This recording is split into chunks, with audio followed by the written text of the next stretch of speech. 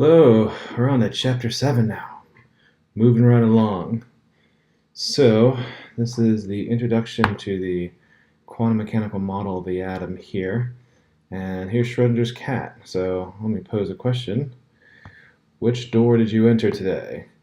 Well, I'm in my house right now, and I just moved in, as a matter of fact. And I have, see here, there are 3 doors. There's the garage door, there's a front door, and there's a back door. And right, I guess the most recent one, I came in through the garage. So if we're electrons, it'd be like, well, come on, we've gone in all 3 at the same time. Maybe even part of us go through the windows the same breath. I mean, electrons are weird, so they don't act classically. We consider it to be classical mechanics. This is quantum mechanics, where certain things happen, like this is Schrodinger's equation right here, where your position and momentum is only known to a certain degree, or it can only be known to a certain degree. And this is Schrodinger's cat right here. So that's kind of a grisly story. Erwin Schrodinger, I never met the guy. He's been, passed long before I was here on this earth myself. But I went to the Nobel Museum in Stockholm, and I heard him talk, and he has the most electrifying voice. I gotta tell you about Schrodinger. He is a really interesting fellow. But he was quite the womanizer as well, and his wife was okay with it. So he was just that charming, I guess. But anyways, he was really good at waves.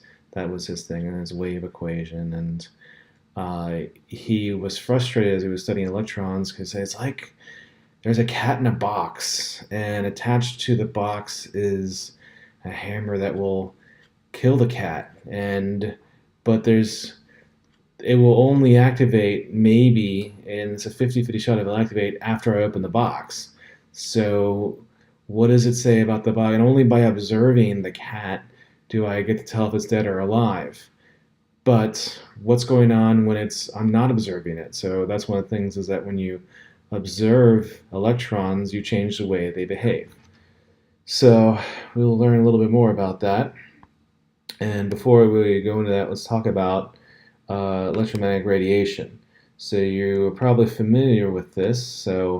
But light, for instance, is a form of electromagnetic radiation, and they have oscillating magnetic and electronic field, meaning if a wave's as a wave is moving, so radiation is moving, its electronic field is flipping up and down, and then its magnetic field, same thing, but they are perpendicular to each other.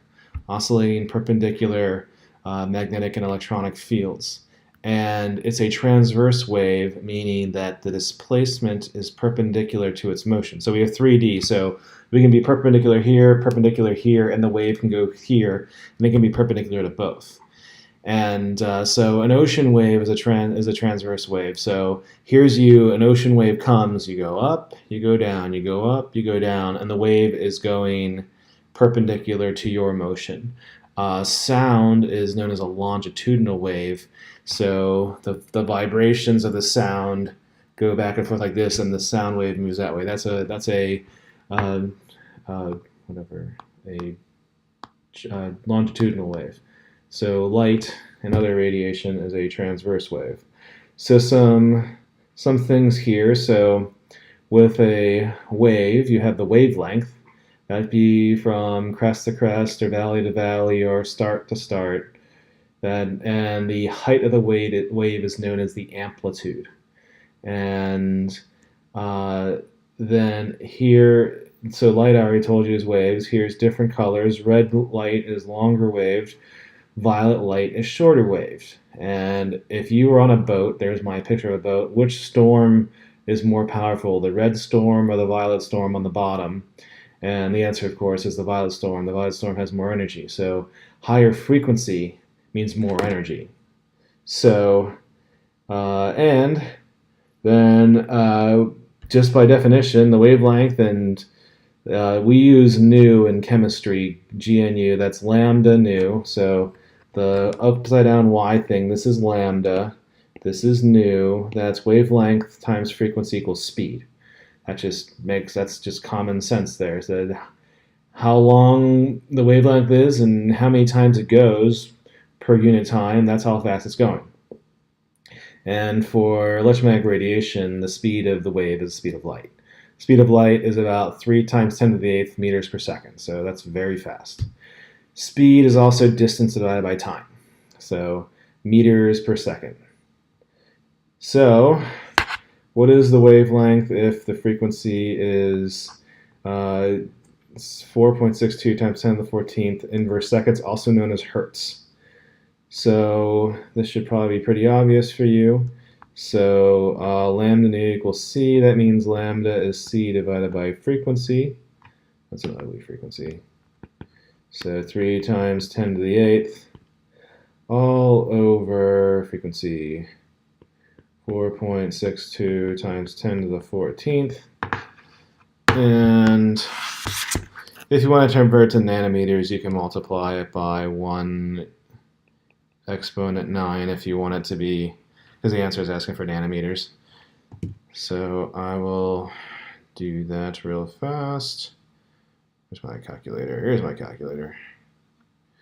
So 3e9 divided by 4.662, 14 times e9. Oh, wait a second, I did something wrong. Oh, that's what I did. Speed of light was, there we go, 650. I had speed of light 10 times more than it should.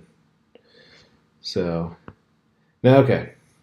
Now here is the electromagnetic spectrum, and it does different things. So the way that matter interacts with the electromagnetic spectrum, it depends on what wavelength it is, and it does different things. So what radio waves do, so far on the left, radio waves, and we're going left to right. Left is low energy, means long wavelength, low frequency, and radio waves. What radio waves do is that they change the nuclear magnetic moment of atomic nuclei. And specifically what we use them for communication. But as far as probing things is concerned, we can use them for MRIs. So I've had an MRI, and here is an MRI image of my lower back.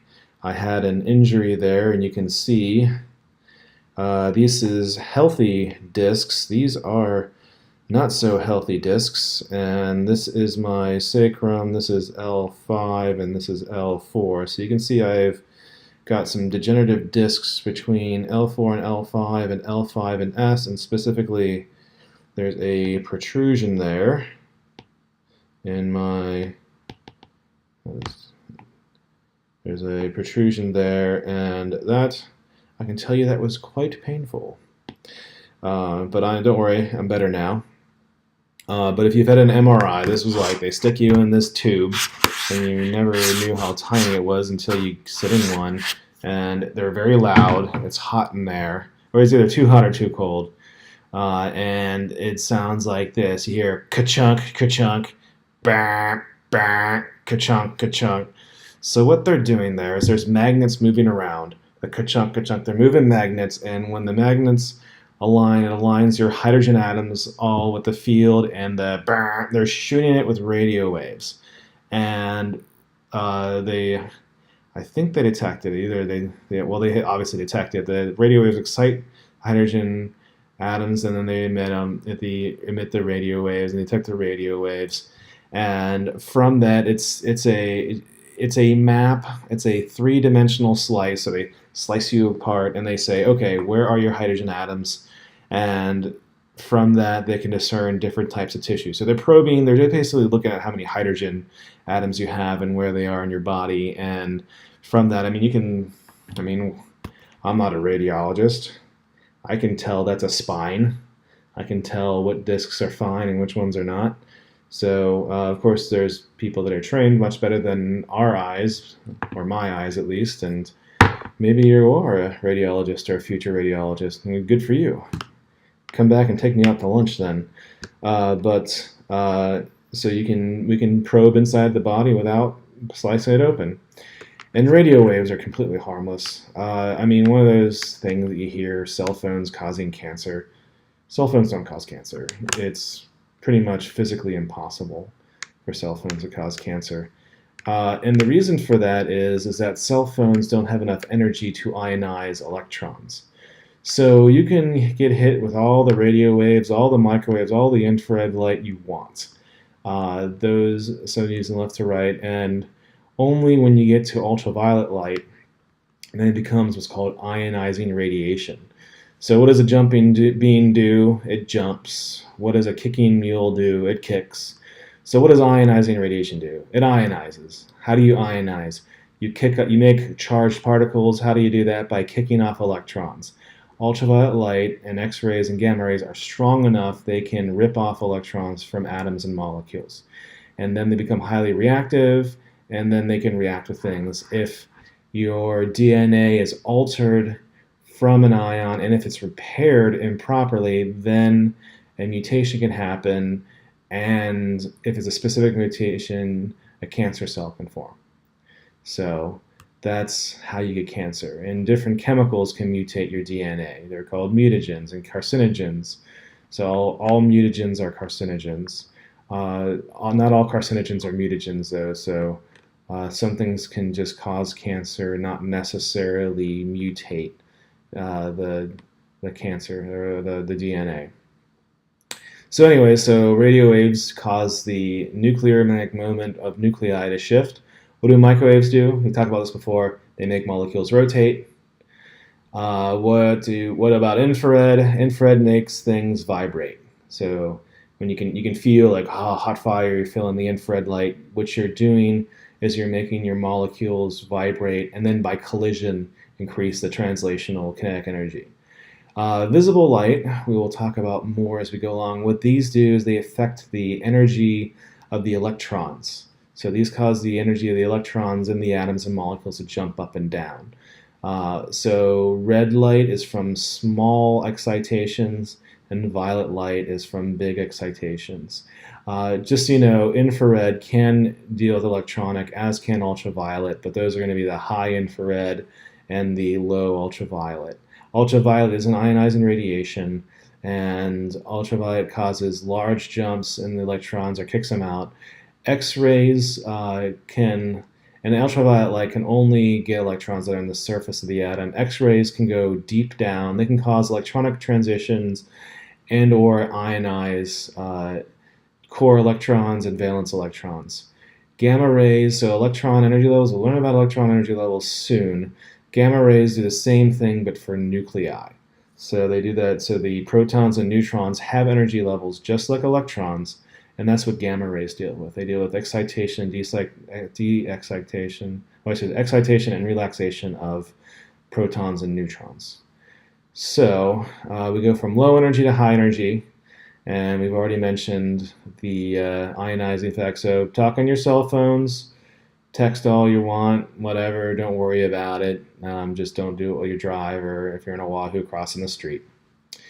And the other thing with the human body, we have three different we have two different light sensitive. We have rods and cones. Rods deal with intensity of light, cones deal with color, and we have most people have three different cones. We have blue, green, and red. Of those, we perceive green the most. Specifically, you know that fluorescent lime green color that just comes right at you and smacks you across the face?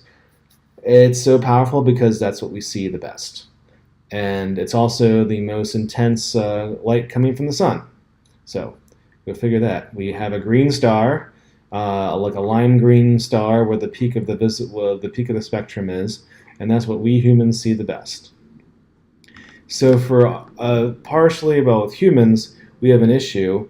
For violet light, maybe I'll even use violet. So if there is violet light coming in, we humans cannot really tell the difference between violet light and the color purple. So what is violet? Violet is light that has a wavelength of 400 nanometers. What is purple? Purple is red plus blue. And the reason is that we have a our red cell sensors can detect a little bit of light in the blue spectrum. And so if a violet photon goes and hits, it will hit both of our blue and red receptors. And if a blue and red photon hit simultaneously, we won't, at least within the tolerance of the excitation of our cones, we won't be able to tell the difference. So humans are pretty good. As far as other animals, we have amazing vision. So, I mean, there are some creatures that have some ways. So, eagles can see better like details than we do, but they don't have the brains to process it. Mantis shrimp have many more colors that they can deal with, but they don't have the brains to process it either. They use it mainly for mating, is their color scheme. Whereas humans, we have a much richer vision. So that, I mean, we can do pretty well without smell or taste, as far as a sense. Uh, we can do okay without hearing, but vision is a pretty rough sense to lose as far as for humans. So we rely very heavily on our eyes, and we have a large part of our brain that is dedicated to it. Okay, well, let's talk about other issues with waves. So when waves are in phase, they can constructively interfere, and if they're out of phase, so you can see where there is a peak, there's another peak, and when they add together, they form a big peak. So that's called constructive interference. And if it's opposite, where there's a peak, there's a valley, that's known as destructive interference. Of course, it's never typically that easy. It's usually more of a crazy interference pattern than the perfect plus and minus it is right there. Wave diffraction. So imagine that there's a seawall. Here's your seawall here, and then a bunch of waves are coming towards that seawall. It crashes into the seawall. You will see waves kind of come out that way. That's called diffraction. And this is different than the way particles behave. So that's the way a wave behaves. Particles. So imagine that you're sitting here. Here's Rambo sitting here with a machine gun, shooting a bunch of bullets at something. The bullets are just it's going to spread in straight lines. So this is what a particle beam looks like. So, and this is important because light can act like a particle and a wave, and we'll talk about that later. And that's part of what Schrodinger was upset about. It's like, what is with this stuff? Sometimes it's like a particle, sometimes it's a wave. It's only when I probe it, if I'm going to see, like, are you a particle? It says, yes, I'm a particle. If light says, are you a wave? Then light says, yes, I'm a wave. But if that's only when you look at it in that fashion. So light will change its way depending on how it's being probed by the way it's being looked at. So here is the wave behavior of light. So if you have, this is called the two-slit experiment, and you shoot light towards two slits. What happens is, so let's talk about what particle behavior. So here is Arnold Schwarzenegger with his gun, his machine gun. He's shooting bunches of bullets through these holes. What would you expect to see with that? With Arnold shooting all of these, machily, just imagine him machily shooting lots of bullets. You would expect to see something like this. You'd see two humps, right? Because most of the bullets will hit here and then some there, but anyways, you expect to see two humps. If you shoot waves at this, they diffract, and then you get the biggest intensity in the middle, and then it has a various pattern on the way out. That's the wave behavior. So if you say, light, are you a wave? Light will say, yes, I'm a wave. What about the particle effect? So this is how Einstein got his Nobel Prize. So Albert Einstein got a Nobel Prize. He got it for the photoelectric effect, nothing to do with relativity. So what Einstein did with the photoelectric effect, he interpreted and explained the phenomenon that, and forgive me if you're colorblind, I have here, this is, my box is my metal surface, so I have a metal surface, and I'm shooting wavelengths of light at it. So nothing happens with red, nothing happens with yellow, and then green, suddenly we get electrons coming off of green that are moving slowly. Then I hit blue light, I get electrons too, and they're moving a little faster. So you know what I'm going to do? I'm going to up the intensity of the blue. I get electrons of the same velocity, I just get more of them. So this means that electrons are bound by a certain amount in the, and Einstein said this, the kinetic energy of the electron equals the energy of the photon minus how strongly bound the electron is. And this and other things dealt with the fact that light only exists in little tiny packets, which we refer to as quanta.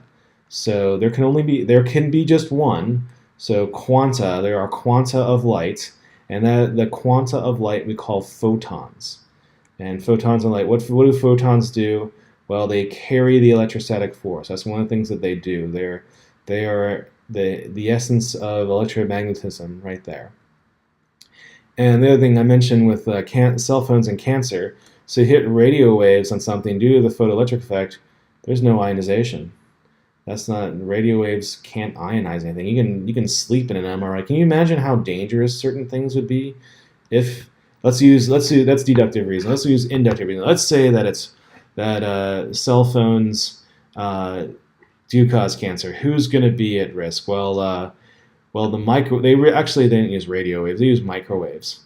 So let's talk about who's exposed to microwaves. Microwave oven. You know, I've got 2 in this house. So one I don't even use.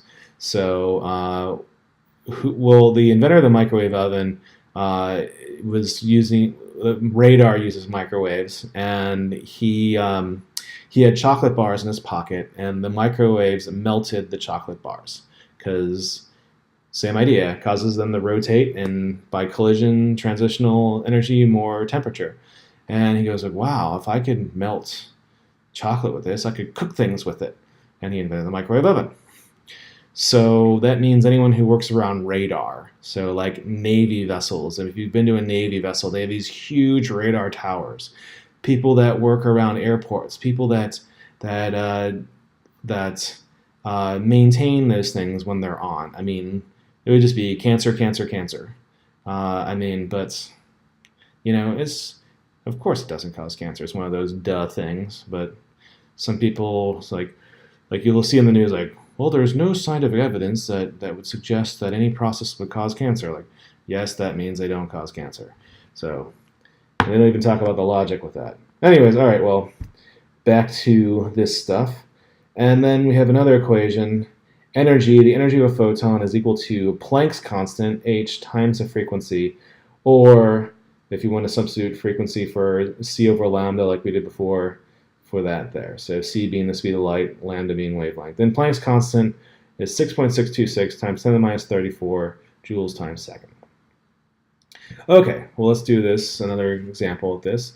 So a laser pulse of wavelength of 337 nanometers, that's near ultraviolet, contains 3.83 millijoules of energy. How many photons does it contain?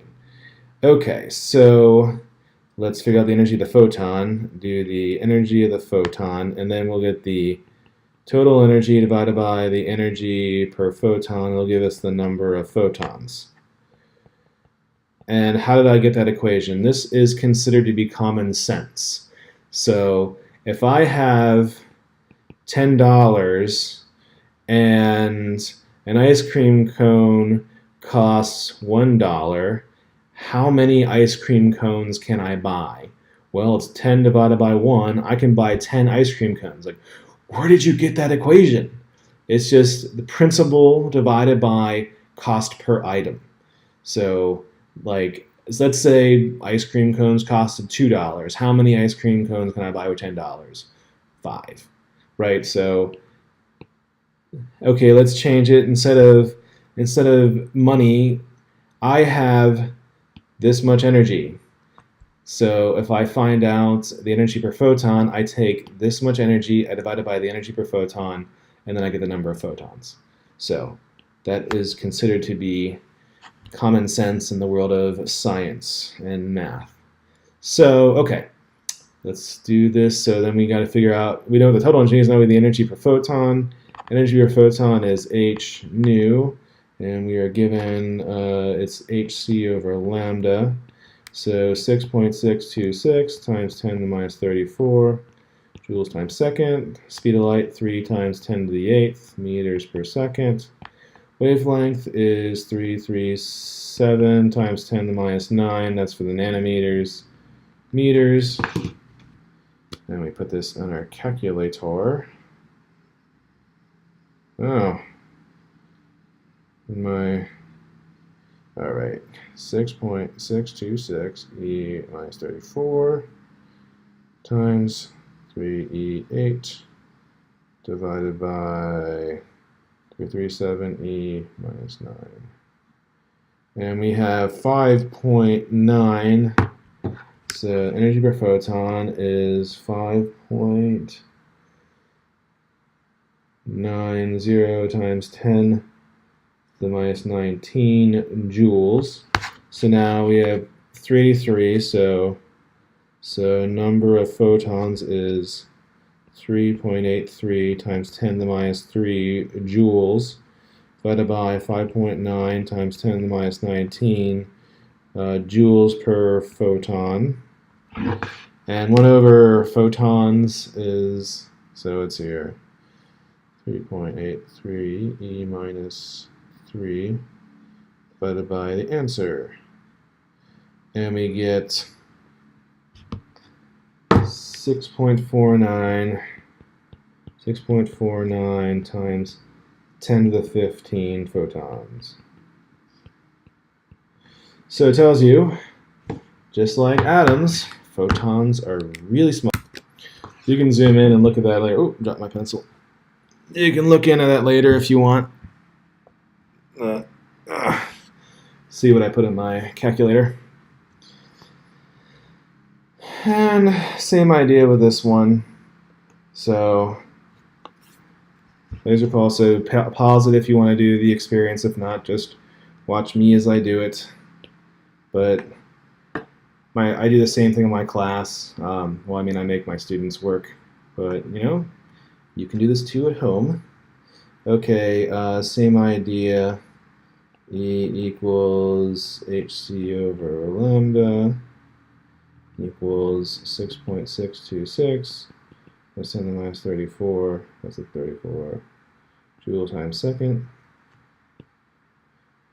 times 3 times 10 to the 8th meters per second. And oh, if you haven't noticed the units, the seconds cancel, the meters cancel, and you're left with joules. I didn't do that before. And then 532 times 10 to the minus 9 meters. And let me take that number equals some number, and then 4.67 times 10 to the minus 3 over that number equals the number of photons. And what would that be?